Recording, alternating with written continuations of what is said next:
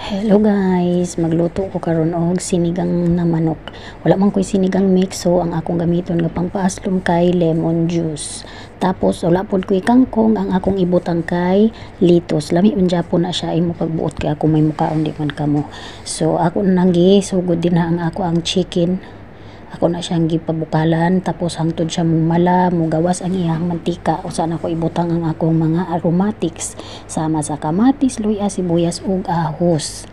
Dayon imikos-mikos. Ining malata na atong kamatis din ha, ug kanang maluto na pud ng atong sibuyas, ahos ug luya.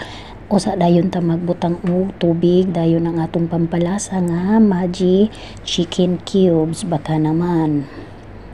Depende na sa inyo ha kung unsa kadaghan inyong ibutang na sabaw. Ako gamay ra kay gamay man akong lutuan, tapos ako ra po'y mukaon. Dayon magbutang dayon ta og asin, depende sa panlasa. Ako sakto-sakto ra gid na akong asin, gamay ra biya tuha, murag daghan lang ninyo tanan pero gamay ra gid to siya, kay naa na biya koy kuan dira chicken cubes. Naa na biya to siya asin, so parat na pud kaayo kung atong daghanan og asin. Ayan, nabukal-bukal na dayon na siya no. Inyo na siyang paabuton nga maluto ang kuan, maluto ang karning manok. Nya kana kong chicken guys, kay mga part yun na siya sa nga naay mga bukog-bukog, kay di yun ko ganahan og puro unod na karne.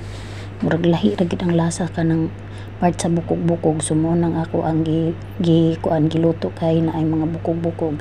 Dayon kay naluto naman ang atong karning manok, unsa pa atong langanan, ibutang na nato ang atong mga gulay, atong okra, atong talong, tapos ang atong beans.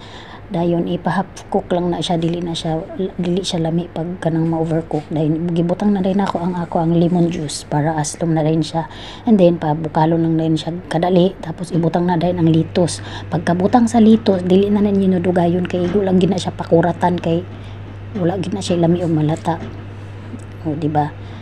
Then makurat na siya karon, human na dayon na ready to eat na rin ang atong sinigang na manok. So lami kay maghigop og sabaw guys. Feeling na ako mura kog hangover, charis. Ayan, luto na. So thank you for watching mga una ta og manghigop na ta og sabaw.